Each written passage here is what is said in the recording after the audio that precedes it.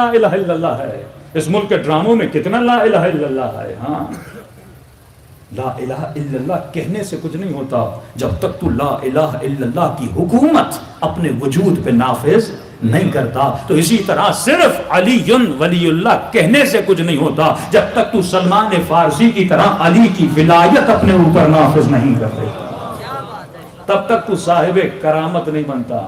ایک بہت بڑے ولی خدا سید علی ہمدانی جو مقبوضہ کشمیر میں مدفون ہیں، یہ بھی بہت صاحب کرامت ہے، اور ان کی کرامتوں کی وجہ سے یہ آپ دیکھتے ہیں کہ مختلف جگہوں پہ پورے گاؤں شیعہ گلگت ہے، بلتستان ہے، وہاں سے آپ کرگل چلے جائیں، یہ کن کا اثر ہے؟ انہوں نے کرامتوں کے ذریعے سے عملی، آج بہت کم ہیں ایسے علماء جن کے اندر عملی ولایت ہو، کیونکہ تزکیہ نہیں ہے، تصفیہ نہیں ہے. ہم اس دنیا کی چلتی اور بہتی ہوئی گنگا میں ابھی تک بہتے جا رہے ہیں، آج تک کسی نے ولایت عملی کو نہیں سمجھا. جب اس گاؤں میں قبلہ گئے، مقبوضہ کشمیر کے ساری وادیوں سے لوگوں کو شیعہ بناتے بناتے آج جنوب لبنان کس کی برکتوں سے شیعہ ہوا؟ یہ جناب ابو ذر غفاری کی برکتوں سے شیعہ ہوا تھا. یمن کس کی برکتوں سے شیعہ ہوا؟ یہ وہ صاحبان کرامت تھے جو گاؤں کو شیعہ بنا دیتے تھے، اپنی کرامتوں سے، اپنے کردار سے، اپنی رفتار سے، اپنے علم سے لوگوں کو متاثر کرتے تھے. علی ہمدانی جب وہاں پر گئے، عجیب واقعہ لکھا لکھنے والوں نے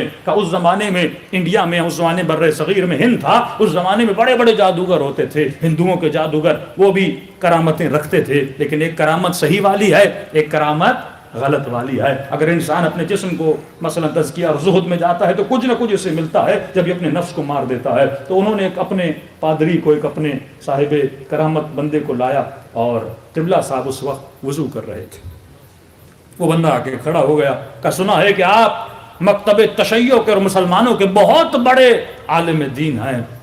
انہوں نے کہا جو کچھ ہے علی کے در کا ہے، وہ دریا ہے، کچھ قطرہ ہمیں بھی ملا ہے. اس نے کہا دیکھو میرے پاس کتنی کرامت ہے. سارے مرید کھڑے ہوئے تھے. اس نے کیا کیا؟ ایک مرتبہ زمین سے اٹھا اور ہوا میں پرواز کر کے اڑنے لگا. قبلہ صاحب نے دیکھا تک نہیں، اپنے وضو میں مشغول رہے.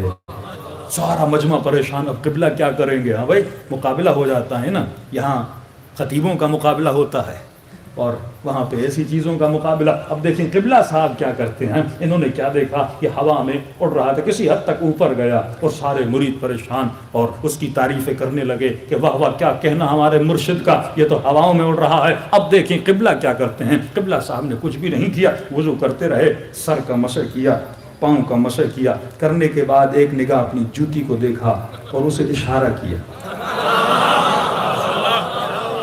ایک مرتبہ اپنی جوتی کو دیکھا اور اسے اشارہ کیا. جیسے اشارہ کیا اس جوتی نے اڑنا شروع کیا، اور وہ ملعون جو ہوا میں کھڑا تھا اتنا اس کے سر پہ لگی، یہ آ کے زمین پہ گر گیا کہ اڑنا چھوڑ دے، اتنی طاقت تو علی کے نوکر کی جوتی میں ہے.